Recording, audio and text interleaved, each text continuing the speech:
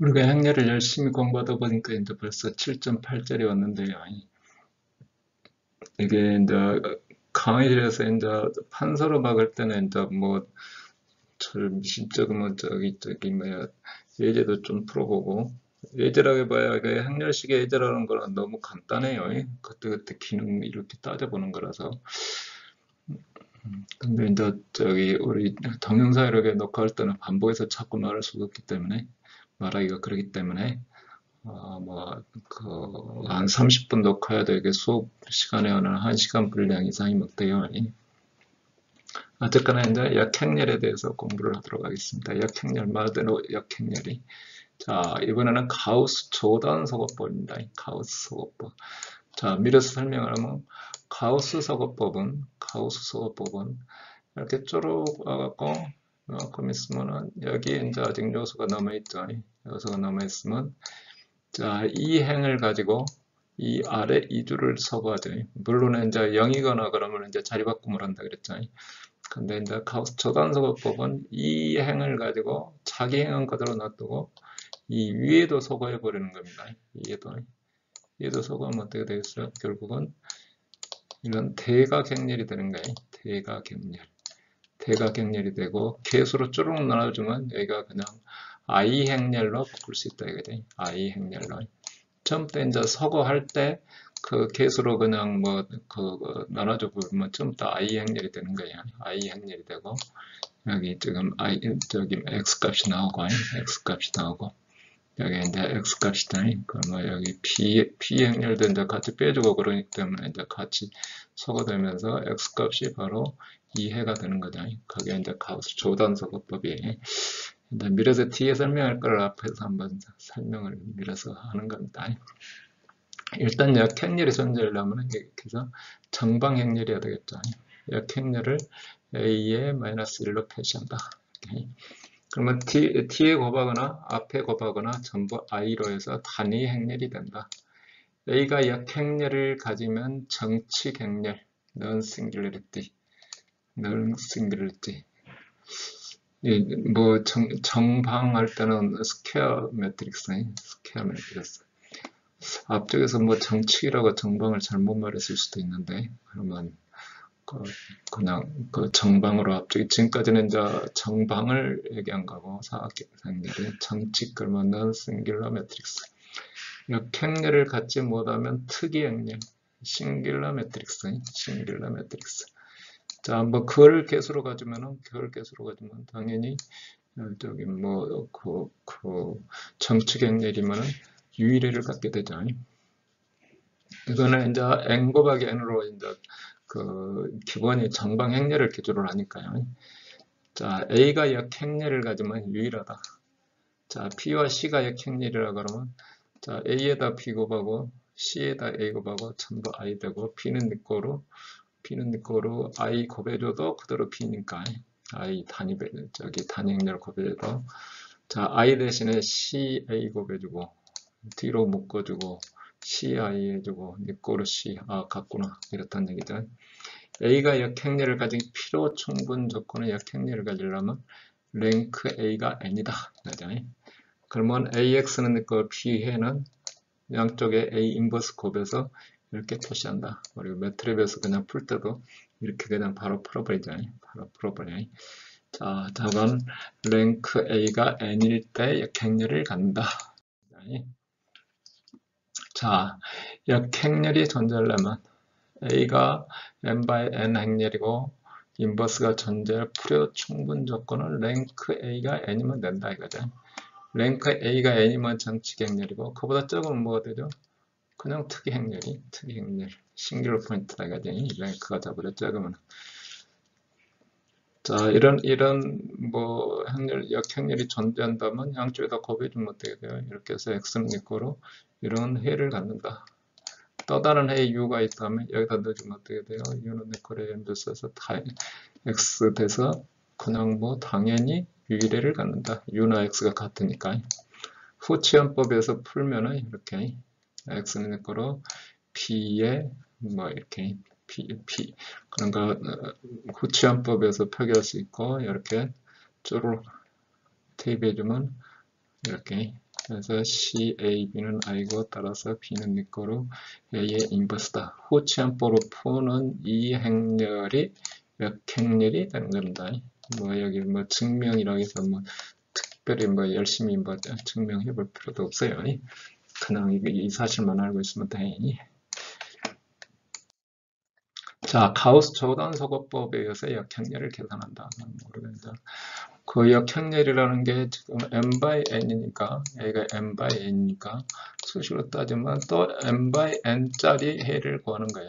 n by n짜리 해를 두 개를 곱하면 n by n하고 이거로 I 행렬이 나오는 거죠. 이렇게 I 행렬이 n by n 이렇게 따라서 수식으로 따지면 2행 곱하기 2행은 첫 번째 2행 곱하기 이 첫 번째 열은 이거 이렇게 해서 각각 x1 이 열을 x1이라 그러죠. 그죠?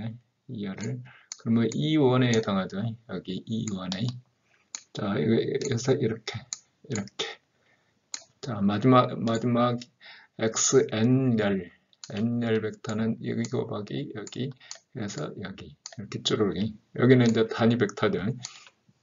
단위 벡터 곧 n by n인 행렬 선형 연립 방정식을 n개를 푸는 거죠. 자, 그래서 이제 한꺼번에 표시하면 이렇게 된다 이거죠. 자, x 열 벡터 여기 단위 벡터 쪼록 넣어두고 n 곱하기 n개 선형식이 되고 첨가 행렬로 표시하면 a 행렬에다가 미지수 x에 여기 i 이렇게 된다 이거죠. 이렇게 그러면 이렇게 해서 첨가 행렬을 만들고 가우스 조단소거법에 의해서 자, 피벗식이 중간에 어디 저기까지 이렇게도 왔다고 왔다가 뭐 서거할 때 어떻게 하냐면 서거할 때 가우스 조단소거법이 뭐 아래쪽만 서거했는데 이쪽도 서거한다 이거죠. 자, 제일 먼저 하는 거는 그냥 A, J, J가 복잡하니까 거기를 그 개수로 나눠줘요. 나눠주면 여기가 개수가 1인 자리가 되죠. 1인 자리가 되고 자, J번째가 피벗이고 여기는 지금 그 피벗이고 여기 K식이라 그래야 되네. K식이. 자, K는 자, AJJ로 일단 이렇게 K는 K식은 거꾸로 된다 이게. 거꾸로 됐어. 다시 써보면 K식에서 자, 이 기준식이어야 되니까 빼기 J식 빼주되 아까 벌써 이게 JJ로 나눠졌으니까 그냥 A의 자기 K의 J 여기 열에 해당하는 거니까 이렇게 고쳐주면 된다 이거지. 이렇게 이게 아래식이에요. 아래식 빼기를 거꾸로 했는데 K식에서 AKJ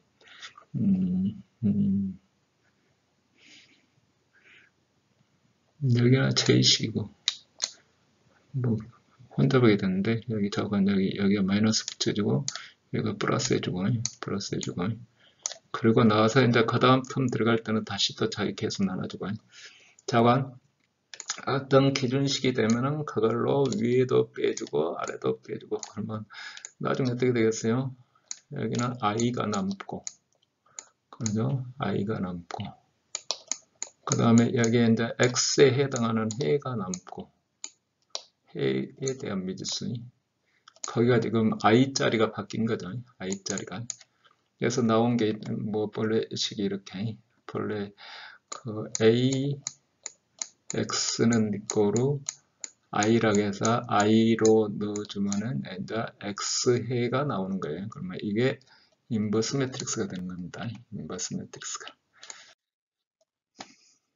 자, 앞에 이미 뭐 뒤쪽에 계속 나올 줄 알았더니 그냥 뭐 바로 행렬식 공식으로 넘어가 버렸네요. 그러니까 본래 수식이 있을 때는 a x는 네 거로 i 이렇게 뜨나요? 그러면 이제 첨가 행렬로 하면은 a 넣고 i 넣으면은 이걸로 해서 그 다음에 네 거로 없어요 여기는. 그래서 열심히 서거해서 나오는 해가 뭐냐면 여기가 i가 되고 여기 나오는 게 원래는 이제 x자리죠.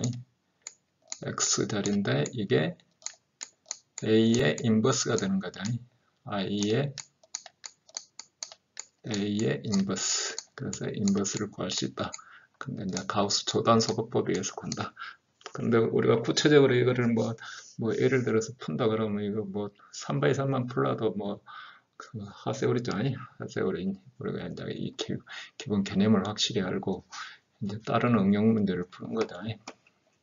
그러면 역행렬이한 공식을 따져보면 A 인버스는 아까 저기 뭐 디터미넌트 구하기 디터미넌트 A에다가 자 여행렬의 트랜스포스 이 행렬에 여기 보면 트랜스포스 그러면 행에 해당하는 넘버가 열로 이렇게 넣어줘요. 1 행에 해당하는 열로 나오고 이쪽이 열에 해당하는 게 행으로 올라가고 자 트랜스포스 여행렬의 트랜스포스 디터미넌트에다가 CJK는 AJK의 여인수의 트랜스포스 이렇게 위치가 CJK의 위치가 AKJ하고 바뀐다 이거지. AKJ하고 바꿔줘야 된다. 바꿔줘야 된다. 그 2x1일 때 A11, 12, 2온 거면 인버스는 디터미넌트는 1이고 뭐가 빼기 1이고 그러면 이쪽 자리는 어떻게 된다?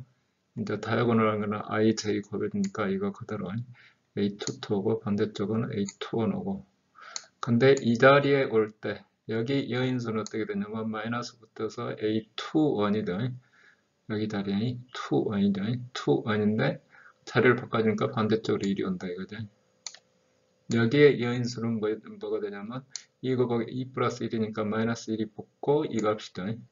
부가 있고 저리 와서 C의 1, 2인데 이 자리는 근데 1이 와야 된다 이거죠. 자리를 바꿔서 그러니까 헷갈리지 않게 여기 트랜스포스 하는 거를 머릿속에 한번 정리를 해야 되겠죠. 내가 설명한다 그래서 설명이 그대로 여러분 머릿속으로 들어가는 거 아니니까 스스로 여기 표시해 보면서 어디로 가는지 트랜스포스가 어떻게 작용하는지 이거를 봐야 되지 않을까. 자, 대각행렬일 때는 어떻게 되냐. 여러 가지 이제 성질을 한번 따져보는 거죠. 자, 그 다이아고널 항만 같은 데만 대각행렬 0이 아니다. J하고 K하고 일 때, 다를 때는 0이다. 역행렬을 가진 필요 충분 조건은 그 다이아고널 항이 0이 아니어야 되죠. 다이아고널 항이 0이 아니어야 된다. 그러면은 AI 인버스는 디터미넌트를 가져야 되니까 나머지가 어차피 0이니까 만약에 다이아고널 항이 0이 되버리면 디터미넌트가 0이 되버리잖아요. 그러니까 랭크도 줄어들고 그 역수로 자 대각행렬의 D분의 CJM 쭈르륵 해주면 그냥 역수로 넘어간다 이거죠. 두 행렬의 곱의 역행렬 곱해주면은 순서를 바꿔서 인버스 여러 개를 곱해주면 뒤에서부터 차근차근 역행렬 자 그냥 금방 해보면 알 수 있어요. AC에다가 AC 가로의 마이너스 인버스는 I, 앞에다가 마이너스 곱해주고 여기다 곱해주고 그 다음에 또 다시 여기 C 남잖아요. 그럼 이렇게 곱해주면 여기는 I가 됐으니까 C에다가 또 C의 인버스 곱해주고 오케이. 그러면 결국은 자 C 인버스의 천천히 여기 해봅시다. 여기를 기준으로 여기 I 이렇게 돼 있잖아요. C 인버스에 A 인버스로 해주면 이쪽에다 보니까 C 인버스에 C에 AC에 마이너스 1 그래서 쪼로록 해주면 저건 순서가 이렇게 뒤집어진다. 자, 행렬의 곱에 대해서 곱일 때 여기 두 개로 곱해서 역으로 순서 바꾼다 해서 이게 안 된다 그랬죠. A, B를 곱했을 때 A가 0 또는 B가 0 또는 BA가 0을 의미하지는 않는다. 이게 0이면 0인 건 당연해요. B가 0일 때 이 곱하기가 0인 건 당연해요. 근데 항상 그렇진 않다. 그럴 필요는 없다. 그죠? AC와 AD 했을 때 이렇게 곱해서 같다고 그래서 이 값이 항상 같을 필요는 없다. 그죠? 이게 0이 아닐지라도 자, 랭크 A에 따라서 만약에 랭크가 n이라면 이게 유의례를 갖기 때문에 당연히 같아집니다. 당연히 같아지는데 랭크가 n보다 적으면은 그렇지 않다 이거죠. 자, 서로 서거하는 관계 A, B, C가 행렬이라고 하자. 그러면 랭크 A가 n이면 두 개를 곱했을 때 앞에다가 A 인버스 곱하고 그러면 B하고 C는 당연히 같아요. 앞에 대해서 꼭 그럴 필요는 없다는 얘기는 랭크가 n으로 같으면은 당연히 그러는데 같은데 n보다 적으면 그렇지 않다. 그 얘기를 말합니다. 랭크 A가 n이면 A, B 곱해서 0이거나 0이면은 앞에서 곱해주면 어떻게 돼요? A, B에서 무조건 0이 이렇게 0이다. A가 0이 아니고 B가 0이 아니라면 랭크 A는 n보다 적고 랭크 B도 n보다 작다. 그런 얘기죠. n보다 작다. A가 특이행렬이면 두 개를 곱한 것도 앞뒤로 곱한 것도 특이행렬이다. 랭크 A가 n이면 AX는 거로 0이고 앞에다 B 곱해도 0이고 자 0이 아닌 해를 갖는다 이거죠. 0이 아닌 해를 가지려면 앞에 치가 여기가 특이행렬이어야 되죠. 그러니까 이 상태에서 x가 0이 아닌 해를 갖고 있으니까 여기도 0이 아닌 해를 갖고 있는 거죠. 그래서 특이행렬이다. 자, 트랜스포스 해주는 것도 마찬가지로 특이행렬이다. 트랜스포스 해주면 월 앞뒤로 바꾼다 이거죠. 서로 특이행렬이다. 행렬의 성질을 공부하는 겁니다. 행렬의 곱한거의 행렬식이 두 개의 행렬에 대해서 디터미넌트 A, B는 이렇게 자리를 바꿔준 것도 같고 디터미넌트 A에다가 디터미넌트 B도 같고 자, 특이 행렬의 경우 디터미넌트는 무조건 0이니까 그냥 0 그대로 가죠. 자, 정칙 행렬이고 이렇게 대각 행렬로 표시가 됐다. 이렇게 표시 쪼로로 이제 서거에서 대각 행렬 이렇게 쪼로로 표시해 주면은 여기 쪼로로 이제 P 곱해서 두 개를 곱해주면 이렇게 되고 앞에 지 디터미넌트에다가 P 디터미넌트가 여기는 이제 상수에 해당하니까 나와서 밖으로 쭉 나와서 이렇게 되더라. 디터미넌트가 저기 서거에 의해서 곱하기만 안 한다면 곱하기나 자리 바꿈을 해서 그거를 이제 전부 고려를 해야 되니 디터미넌트 구할 때 그래서 해두면 이런 성질을 갖는다. 그래서 디터미넌트 A, B는 A 캡의 B하고 같고 카우츠 조던 서거에 의해서 A 캡 B와 동치가 된다. 그래서 그 두 행렬을 곱해준 거나 앞으로 곱거나 뒤로 곱거나 각각의 디터미넌트 곱으로 표시가 된다. 이런 얘기입니다. 이번에 이제 마지막 섹션으로 벡터 공간, 내적 공간, 선형 변환에 대해서 공부를 하겠습니다. 자, n이 실수 성분을 n개의 실수 성분으로 하는 모든 벡터들의 집합 n차원 실벡터 Rn이 되고 여기 실수 성분 n개의 성분으로 모든 벡터 그러니까 요소가 n개다 이거지. 모든이라 그랬으니까 이뮤 값을 다 갖고 있으니까 an이고 a1이 이뮤 값을 갖고 있으니까 단위 벡터로 따지면 1일 때 00000 해주고 그건 쭉쭉쭉 해서 1하고 n개의 단위 벡터를 가져요. n차원의 실벡터 Rn이라고 표시한다. 이거를 실벡터라고 한다. n이 2면 변수가 2개가 돼서 R2 공간이 평면, n이 3이면 변수 3개에 대해서 R3 공간, n이 복소수일 때는 복소수 벡터 공간 C라고 표시한다. 여기 n 아까 얘기할 때는 R3여도 3차원이 아닐 수 있다 그랬죠. 그때는 이제 하나가 정석이 되니까 그런데 지금은 이제 이뮤 값을 갖도록 했기 때문에 무조건 3차원 공간이 되고 그 앞에 상수가 이제 벡터가 복소수로 표시되어 있으면 복소 공간 이렇게 되면 이제 공간에 대한 우리가 생각하는 공간은 3차원 공간밖에 나타나는 게 없잖아요. 실공간에 4차원이 되면 이제 수식상으로만 매트릭스 상에만 있는 거예요. 매트릭스 상에만. 거기서 이제 풀어서 이제 2차원, 3차원 공간에서 어떤 의미를 갖는지를 찾는 거는 이제 또 별도 얘기다, 이거죠. 자, 실벡터 공간인 거는 자, 이것처럼 성분 A, B에 대해서 공집합이 아닌 D에 대해 벡터, 덧셈, 스칼라, 곱, 연산이 이루어진다. 그러니까 어떤 벡터 두 개가 있을 때, 벡터 두 개가 있을 때, 이거를 뭐 벡터 두 개, 이제 기저 벡터가 두 개면 2차원이고 뭐 여러 개 있을 때 그거를 선형 결합, 덧셈이 스칼라, 곱, 그래서 연산 법칙을 그러니까 앞뒤로 바꿔도 되고 상수 곱해도 되고 다시 이 집합 안에 속할 때 그거를 실벡터 공간이라 한다. 실수로 곱했을 때 실선형 공간이라고 한다. 부의 성분을 벡터라고 부르고 자 그때 이제 뭘 의미하는가는 이제 응용이 따라 틀리다. 그러니까 벡터라는 거는 벡터 공간이라는 거는 2차원 공간이면 두 개의 단위 벡터 가지고 이게 선형 결합해서 그 벡터도 항상 그 안에 그 그룹 안에 들어있으면 그게 벡터 공간이 3차원이면 세 개의 대상이 이런 의미를 갖는다.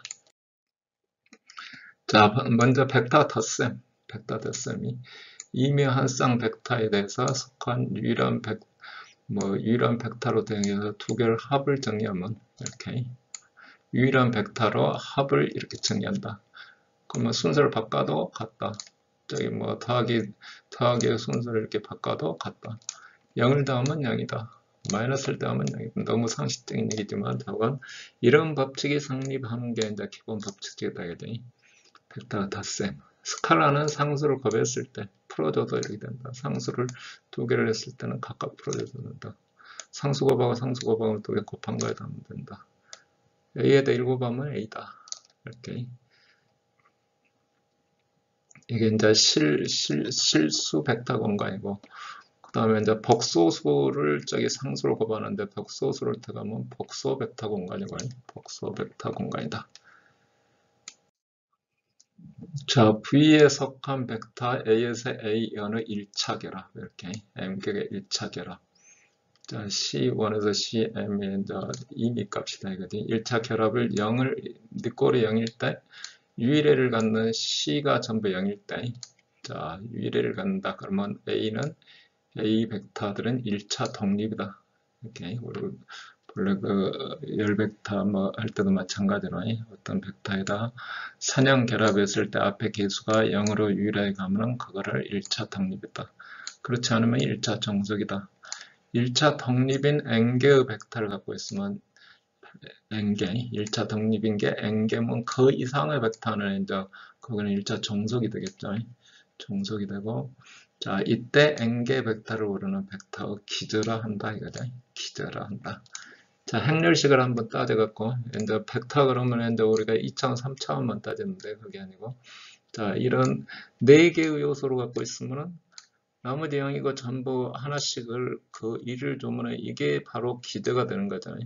그러니까 P2,1을 가지고 어떻게 조합하든지 이 세 개를 가지고 P2,2를 만들어낼 수가 없어요. 만들어낼 수가 없어요. 그러니까 이거를 기저라고 하고 그러면 2묘 2by 2 행렬은 뭐 이미값 A11, 12, 21, 22로 표시할 수가 있다. 그러면 이 자체가 4차원 공간이 되는 거죠. 4차원. 공간이 아니고 4차원 벡터 공간이네. 벡터 공간.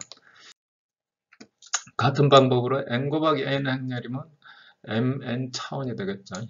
다항식이 되면 어떻게 되냐면 이렇게 뭐 상수항이 있고 1차항이 있고 2차항이 있고 그럼 우리가 y값을 표현한다면 이렇게 표현하게 되겠죠. 그러면 이제 어떻게 여기는 그러니까 실수를 곱하거나 저기 두 개 더해주거나 항상 2차원 공간이야. 곱하기는 아니고 그냥 더하기나 상수곱이야.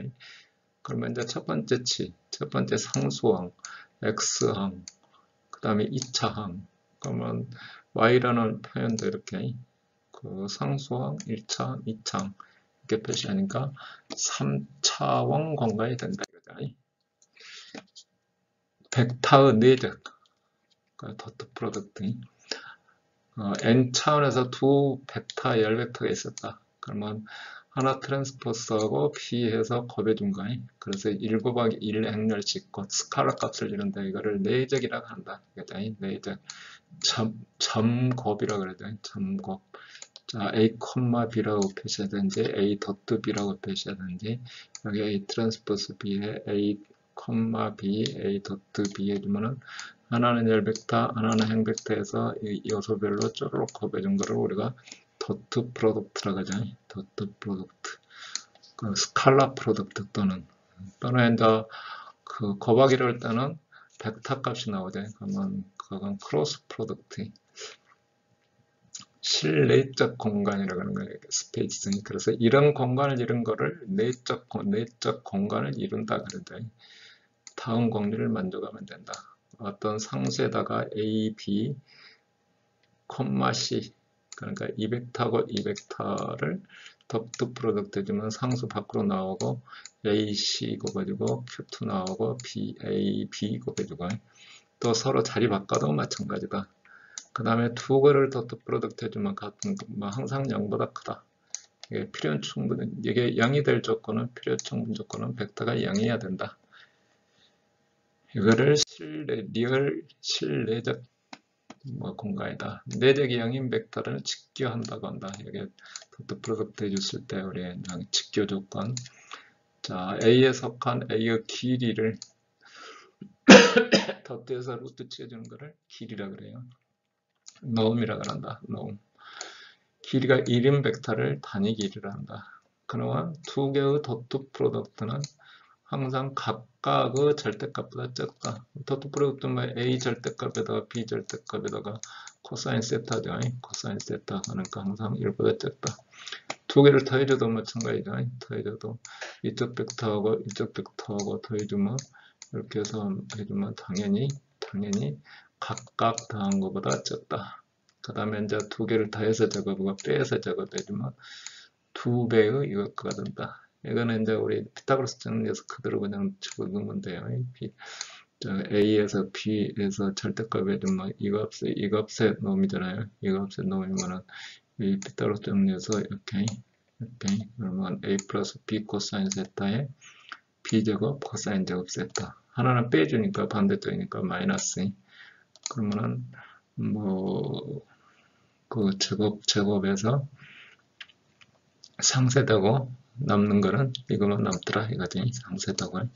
상세되고 여기 2ab 코사인 세타 마이너스 2ab 코사인 세타는 상세되고 제곱항만 남는다. 그죠?